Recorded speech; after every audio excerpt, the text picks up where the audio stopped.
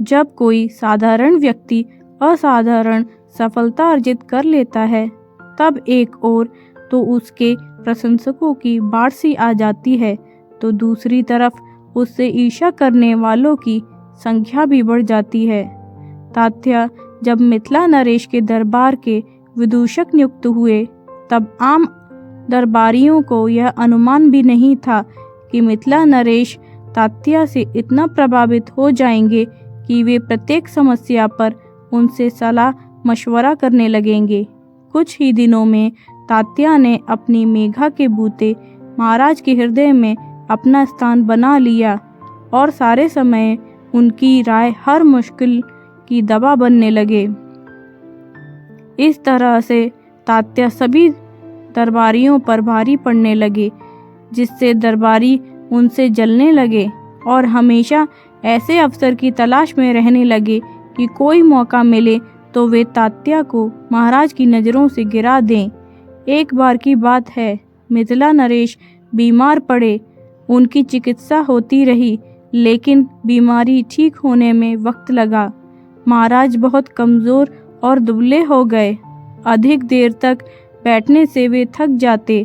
दरबार में वे आते तो थोड़ी देर बैठते, महामंत्री को कुछ निर्देश देते, फिर आराम करने महल में चले जाते। एक दिन तात्या से बैर रखने वाले दरबारियों ने आपस में मंत्रणा की कि महाराज अभी स्वस्थ लाभ कर रहे हैं। उनकी स्मरण शक्ति लंबी बीमारी से क्षीण हो गई है। सामयिक बुद्धि भी मलिन पड़ गई है। महाराज अपनी बीमारी के कारण थोड़ा वहमी भी हो गए हैं। ऐसे में यदि महाराज को कोई ऐसा सुझाव दिया जाए जिससे पूरा करना टेढ़ी खीर हो, आसान तो कतई ना हो, और किसी तरह वह मुश्किल सा काम तात्या के मत्थे मढ़वा दिया जाए, तो समझो कि तात्या की मिट्टी पलीद होनी ही है। इस तरह तात्या के विरुद्ध षड्यंत्र का बीजारोपण हो गया। धूर्त दरबारियों ने आपस में विचार किया कि महाराज से कहा जाए कि यदि वे प्रतिदिन शेर का एक गिलास दूध पिएं तो शीघ्र हट्टे कट्टे हो जाएंगे। जब एक दरबारी महाराज को यह सुझाव दे तो दूसरे दरबारी उसकी हाँ में हाँ मिलाएं, और जब महाराज इस सुझाव से प्रभावित हो जाएं तो उनसे कहा जाए कि शेर के दूध का इंतजाम इस दरबार में केवल तात्या ही कर सकते हैं, क्योंकि पूरे दरबार में उन जैसी सूझबूझ वाला व्यक्ति कोई नहीं है। दूसरे ही दिन जब महाराज दरबार में आए, तब मंत्रणा के अनुरूप दरबारियों ने अपनी तिकड़मी योजना को अमल में लाना शुरू कर दिया। महाराज अपने आसन पर बैठे ही थे कि एक दरबारी ने अपने आसन से उठकर कहा, महाराज आप अपने स्वास्थ्य पर ध्यान दें, दवा ठीक से कराएं। क्षमा करें महाराज, मैं छोटी मुँह बड़ी बात कर रहा हूँ, मगर क्या करूँ, आपकी ये हालत मुझसे देखी नहीं जाती। आप दिनों दिन कमज़ोर होते जा रहे हैं। उसका बोलना बंद हुआ तो दूसरे दरबारी ने कहा, माफ़ करें महाराज, हमारे बंधु ने ठीक ही कहा है।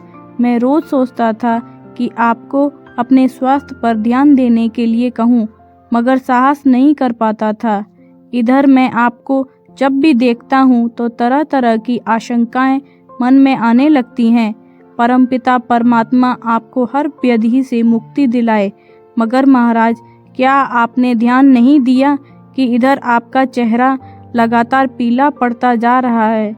इसके बाद तीसरा दरबारी खड़ा हुआ और बोलने लगा, महाराज आप प्रजापालक हैं, हमारे पालनहार हैं, मिथिला की आत्मा हैं। यदि आपको कुछ हो गया तो पूरी मिथिला अनाथ हो जाएगी। फिर उसने दरबारियों से ऊंची आवाज में कहा, भाइयों, यदि आप में से कोई अच्छी सेहत पाने का कोई नुस्खा जानता हो तो वह महाराज को अवश्य बताए। संयोग की बात थी कि उस दिन तात्या तब तक दरबार में नहीं पहुंचे थे, जिसके कारण दरबारियों को अपना जाल फैलाना आसान हो गया था। तीसरे दरबारी का आह्वान सुनने के बाद थोड़ी देर तक दरबार में सन्नाटा सा छाया रहा। सबको चुप देखकर महाराज ने स्वयं कहा, बताइए, आप लोगों के पास कोई जानकारी हो तो अवश्य बताइए। तब दरबार का सबसे स्वस्थ कारिंदा बोला, महाराज, मैं भी एक बार बहुत बीमार हो गया था। वैद्य की चिकित्सा का मेरे रोग पर कोई असर नहीं हुआ। तब मेरे शिकारी मामा ने मेरे लिए शेर के दूध की व्यवस्था की। बाघ का मांस घिसकर शेर के दूध में सुबह शाम चटाया गया, जिससे मैं फिर सेहतमंद हो गया। महाराज, मैं एक अजीब सी उत्सुकता पैदा हो गई। उन्होंने पूछा, मगर शेर का दूध और बाघ का मांस आएगा कहाँ से? तभी एक दरबारी ने कहा, महाराज, यह काम तो कोई सूझबूझ वाला आदमी ही कर सकता है। दूसरे ने कहा, दरबार में तात्या से अधिक सूझबूझ वाला व्यक्ति और कोई नहीं है। महाराज को भी यह बात ठीक लगी। वे तात्या की प्रतीक्षा करने लगे। तात्या जैसे ही दरबार में आए, वैसे ही महाराज ने उन्हें आज्ञा दी, पंडित जी, मेरे लिए प्रतिदिन 1 गिलास शेर के दूध की व्यवस्था करें और हो सके तो थोड़े से बाघ के मांस की भी। तात्या अचरज में पड़ गए और कुछ कहना चाहा, मगर महाराज ने उन्हें कहा, अगर मगर कुछ भी नहीं, यह व्यवस्था आपको करनी ही पड़ेगी। तात्या चुप रह गए, कहते भी क्या। दरबार से लौटकर घर आए तो अनमने से रहे। पंडिताइन ने उन्हें चिंतित देखकर पूछा कि आखिर बात क्या है, तो उन्होंने पूरी बात बता दी। पंडिताइन ने उन्हें कहा कि वे चिंतित नहीं हों, सामान्य रहें। आज रात मैं ही वह खुद इस समस्या का निदान कर देंगी। तात्या ने पूछा भी कि मगर कैसे? तो पंडिताइन ने उन्हें कहा कि उनकी चिंता वे नहीं करें कि कैसे, बस कल से प्रसन्न चित्त होकर समय पर दरबार जाएं।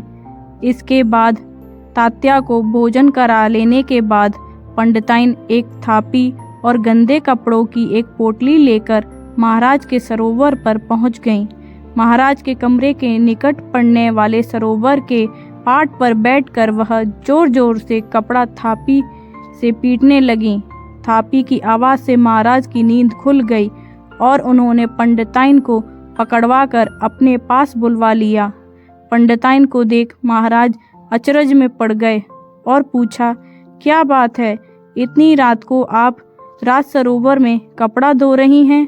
पंडिताइन ने जवाब दिया, महाराज, दरबार से लौटते ही पंडित जी ने एक बच्चा जना है। उनकी तीमारदारी के बाद गंदे कपड़े धोने इस समय यहाँ आ गई। महाराज चकराए, अरे क्या बोल रही हैं आप? मर्द भी कहीं बच्चा देता है? असंभव। तपाक से पंडिताइन ने कहा, जब शेर दूध दे सकता है तो मर्द बच्चा क्यों नहीं पैदा कर सकता? पंडिताइन की बात सुनकर महाराज लज्जित हुए।